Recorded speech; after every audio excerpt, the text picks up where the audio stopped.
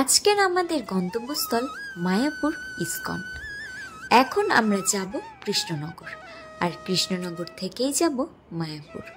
হাতে একদিনের ছুটি পাওয়াতে তাই বেরিয়ে পড়লাম মায়াপুরের উদ্দেশ্যে।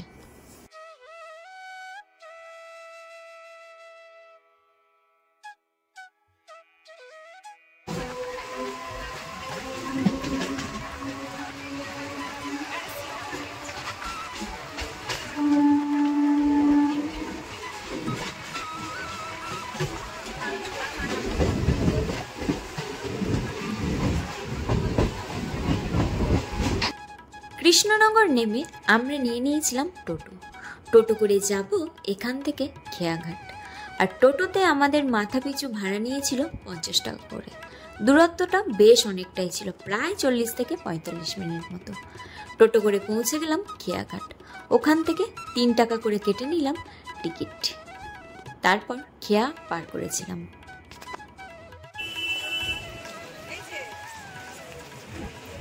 দেখে আসো, সাইকেলটা একটু ভিতরে নিন।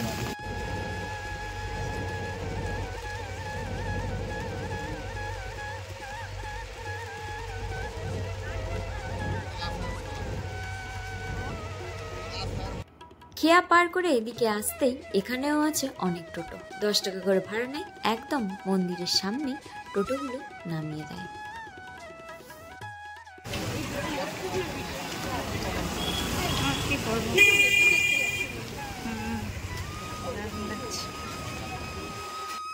ফাইনালি মায়াপুর পৌঁছালাম আমরা পৌঁছে গেলাম মায়াপুর ইস্কনে। এই যে ইস্কনের মন্দির দেখা যাচ্ছে। আমরা এসে এখানে ছিলাম ঈশ্বরদান ভবনে, যেটা 4 নম্বর গেট দিয়ে ঢুকতে হয়, যেটা খুবই কাছে 4 নম্বর গেটের। আর ঈশ্বরদান ভবন নিয়ে অলরেডি একটা ভ্লগ আমি চ্যানেলে আপলোড করে দিয়েছি। কিভাবে আগে থেকে অনলাইন বুকিং করতে হয়, কেমন রুম পাওয়া যায়, কেমন কি আর ফেসিলিটি পাওয়া যায়, খাবার কেমন পাওয়া যায়, সমস্ত কিছু ডিটেলস ওই ভ্লগটাতে আছে, পারলে একবার দেখে নিন। আমাদের চেক ইনের টাইম ছিল সকাল 10টা, তো রীতিমতো আমরা 10টা সাড়ে 10টা নাগাদ ওখানে পৌঁছে গেলাম। চেক ইনের ফর্মালিটিসের পর দিয়ে দেয়া হলো আমাদের রুম।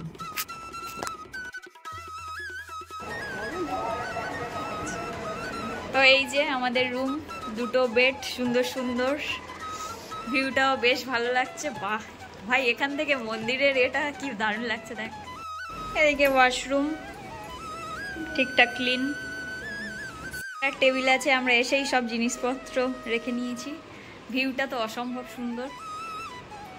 আমরা এসে ফ্রেশ হয়ে বার হলাম। এখন 12টা সাড়ে 12টার মতো বাজছে। দুপুরে একটা আরতি হয়, ওটা দেখবো, দেখে ভোগ প্রসাদটা খাবো। এই যে সবাই কথা বলছি, হ্যাঁ খুব সুন্দর। কেমন নার্ভাস লাগে, আমার খুব ভালো লাগছে ওর ব্লগের অংশ হতে পেরে। অনেক মানে একটু হ্যাপি ফিল করছি আমি। খিল্লিটা একটু কম মারলে খুশি হতাম।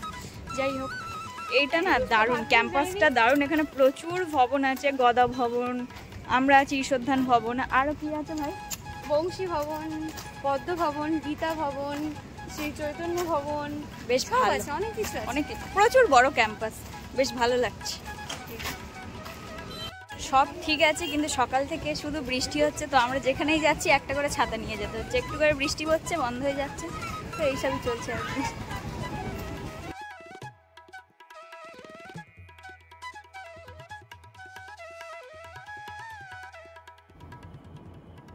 দুপুর 12টা নাগাদ হয় ওখানে ভোগ আরতি। তো প্রথমে আমরা ওটা দেখতে গেছিলাম। আগেই বলে রাখি, মন্দিরের ভিতর কিন্তু ফোন ক্যামেরা অ্যালাউ না, ওটা বাইরে জমা দিতে হয়। 5 টাকা করে নিয়েছিল ফোন রাখতে। জুতো আর ফোনটা বাইরে রেখে আরতি দেখে আমরা চলে গেছিলাম গদা ভবনের প্রসাদ খেতে। ও আচ্ছা আচ্ছা, ভালো। আসো না, খেতে যাওয়ার লাইনে দাঁড়িয়েছি আমরা। এখনো আমরা ঘুরে যাচ্ছি, আমাদের হাঁটা শেষ হচ্ছে না, এখনো পৌঁছাতে পারছি না। তখন থেকে হাঁটা স্টার্ট করেছি। 1:05-এ দাঁড়িয়েছি, এখন 1:20 বাজে, এখনো হাঁটছি। 20 মিনিট ধরে শুধু ঘুরপাক খাচ্ছি প্রসাদ খাবো বলে। 20 মিনিটে 20 পাক খাওয়া হয়ে গেছে।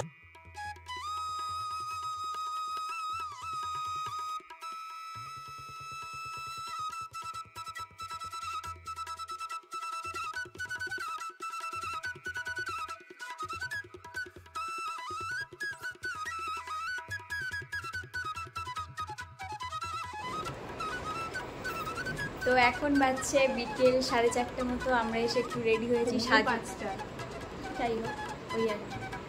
তো আমরা একটু সাজুগুজু করেছি, এই যে শাড়ি পরেছি, এই আরেকজন রেডি হচ্ছে।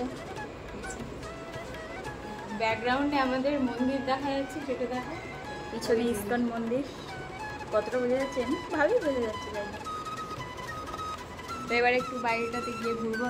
বাট আমরা এসেছি সকাল থেকে, মানে প্রচণ্ড বৃষ্টি হচ্ছে, তো দেখা যাক কতটা কি ঘুরতে পারি আর কি। তো এই যে আমরা রেডি হয়ে বার হলাম একটু বাইরে, এখন মোটামুটি বৃষ্টি পড়ছে না, ওয়েদারটা বেশ সুন্দর লাগছে, মোটামুটি ঠিক আছে। তো এবার একটু ঘোরাঘুরি করবো চারিদিকটা।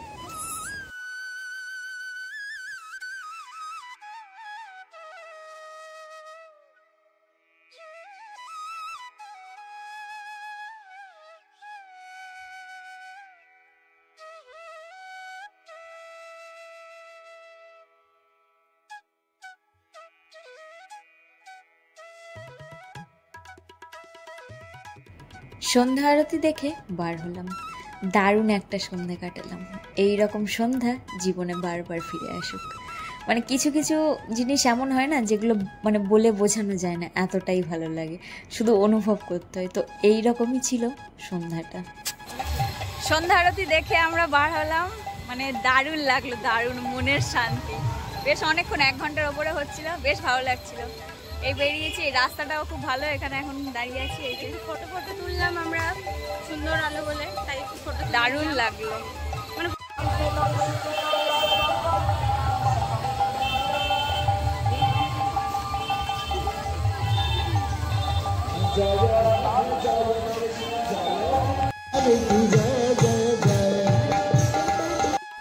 সন্ধ্যার সময় জায়গাটা আরও মায়াবী হয়ে যায়। চারিদিকটা একদম শান্ত স্নিগ্ধ, কি যে ভালো লাগে না, একদম ফাঁকা নিরিবিলি, চারিদিক থেকে কৃষ্ণ নাম, অদ্ভুত রকমের সুন্দর। আরতি যখন দেখছিলাম, সবাই যে যার মধ্যে কৃষ্ণ নাম নিচ্ছে, নাচানাচি করছে, কেউ কারোর দিকে দেখছে না, সবাই যে যার নিজের নিজের খুশিতে, কোনো চিন্তাই নেই। মানে একটা অদ্ভুত রকমের পরিবেশ ভিতরটাতে, দারুণ লাগছিল দেখতে।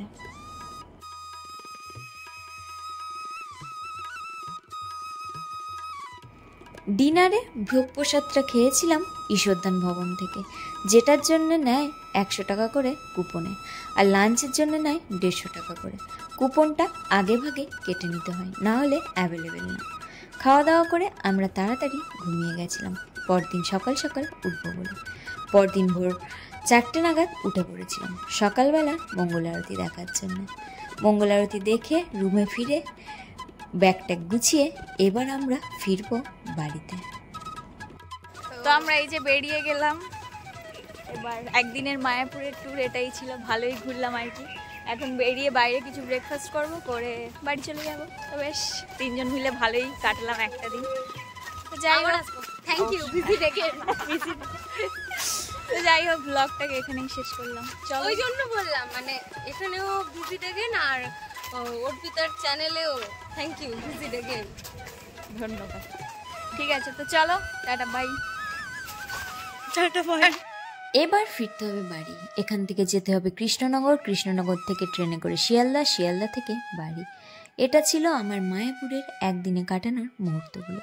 আবার ফিরতে হবে রেগুলার লাইফে, তার সাথে অপেক্ষা করা এরকম একটা ছুটির জন্যে। কেমন লাগলো ব্লগটি অবশ্যই জানাতে ভুলো না।